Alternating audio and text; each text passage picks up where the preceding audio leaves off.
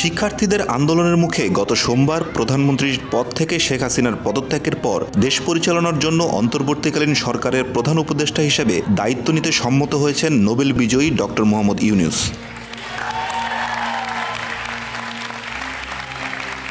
Hi everybody.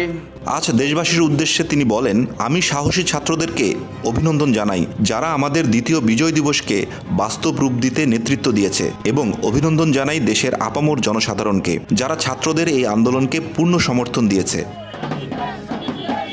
আসুন আমরা সবাই আমাদের এই নতুন বিজয়ের সর্বোত্তম সদ্ব্যবহারে নিশ্চিত করি আমাদের কোনো প্রকার ভুলের কারণে আমাদের এই বিজয় যেন হাতছাড়া না হয়ে যায়।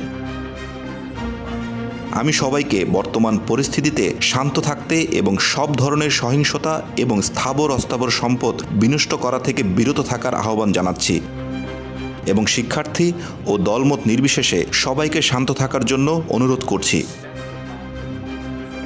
আমাদের প্রিয় এই সুন্দর ও বিপুল সম্ভাবনাপূর্ণ দেশটিকে আমাদের নিজেদের এবং পরবর্তী প্রজন্মের জন্য রক্ষা করা এবং একে এগিয়ে নিয়ে যাওয়াই এখন আমাদের প্রধান কাজ।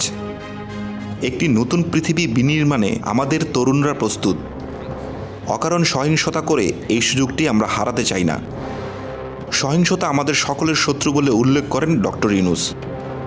তিনি আরও বলেন, অনুগ্রহ করে শত্রু সৃষ্টি করবেন না, সকলে শান্ত থাকুন এবং আপনার আশেপাশে সবাইকে শান্ত থাকতে সহায়তা করুন এবং দেশ পুনর্গঠনে এগিয়ে আসুন।